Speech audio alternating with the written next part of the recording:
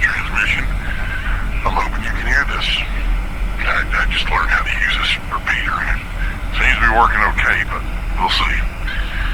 My name is Anderson, and I've been trapped in my house for the last week.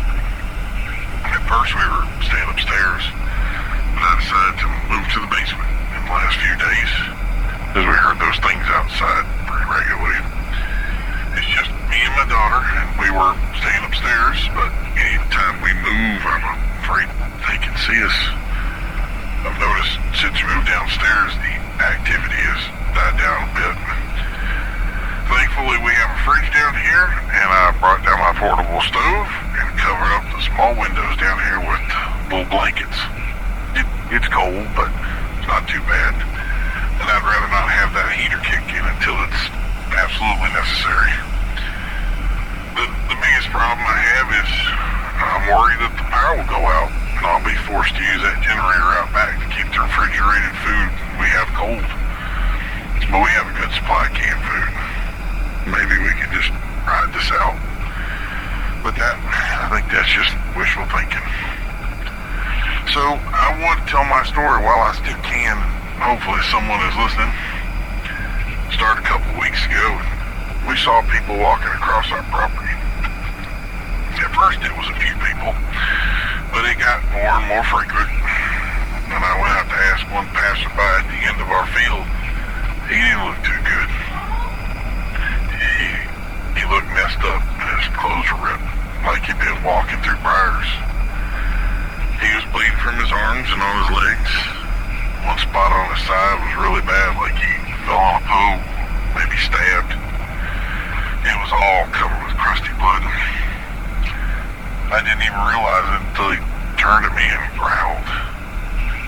His teeth and eyes were yellow, and they were crusted blood all over his face. He started walking at me with that disturbing scowl on his face.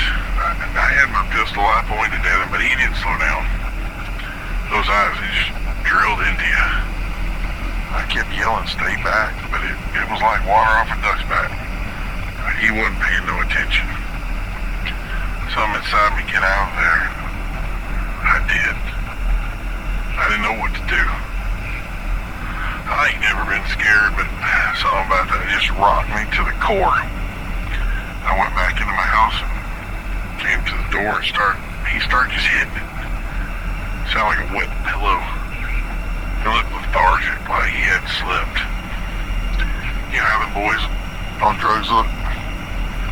I told Kayla, that's my daughter, to go to her room upstairs and just close the door. She's really well behaved, but she was crying pretty bad, and I think it was attracting him. I figured at some point he'd just get up and just leave. I was scared he was carrying some sort of virus, and I'm thinking he's getting it all over the door. It seemed that he tried to turn the doorknob, but he never really got it turned. I don't think he had the power to even do it. When he would leave, Kayla had calmed down. I think she hid in the closet. I went to the back of the house, threw a rock and made some noise, and he left the front porch. I think there's some animals, they must have been out back as they scattered. He seemed to follow that noise. Wherever it was, he basically just forgot about us. It just got worse in the coming days. At first it was one or two people a day, and then it was more. And I had dozens of them shambled by. The news was telling us to stay inside, shelter in place, so we did. I wouldn't even use that front door. I'm afraid I could catch whatever it is. There's some slime on the knob still. At night we just keep the lights off and they just walk on by.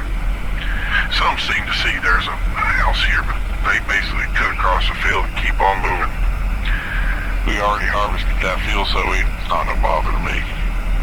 Most of our fruits except are in the house or in the backyard, and I think I could sneak out there if I really needed to. But it'll be weeks before any of that grows, and I don't know if it'll grow without me tending to it. About a week ago, we heard over the radio the National Guard coming through. We had heard police cars, but nothing stopped here.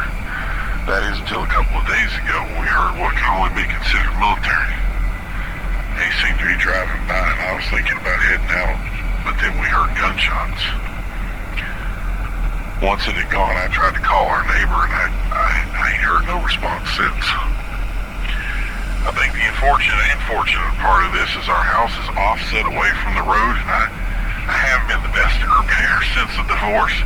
And I've been parking my truck in the barn because it's easier to unload the supplies. It is a beat up thing, so even if it was out of the way, everybody would probably think it was just abandoned. But if you didn't know better, you wouldn't think no one even lived here.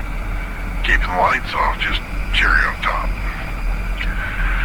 Honestly, at this point, I don't trust the government anymore. I don't think anybody's coming.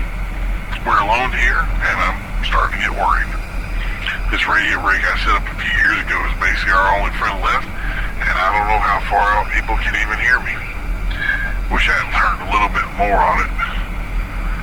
I'm just hoping it'll find someone out there that can tell us what's going on.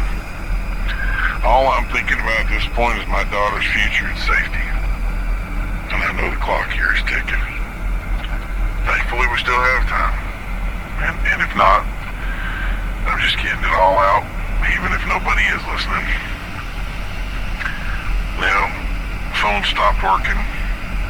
The internet went down right afterwards.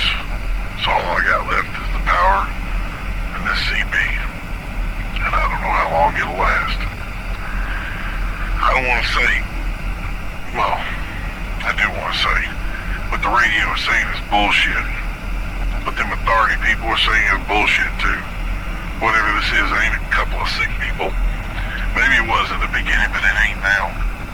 I ain't never seen anything like that I encountered. And I've seen rabies. Ain't never made a man a monster. Worse off, we're out here alone. Now I think they're executing us out here. They plan to cover it up when they're done. It's like them movies we used to watch. They can't fix it, so they're gonna make it go away. Cover up the mistake. It's been quiet since that last bunch of troops came down the street.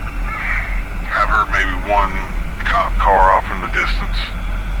Somehow they missed us. Now I'm hoping to keep it that way. Even though they've gone away, I can still hear them footsteps of those things on the porch, outside the window, sometimes even on the bulkhead.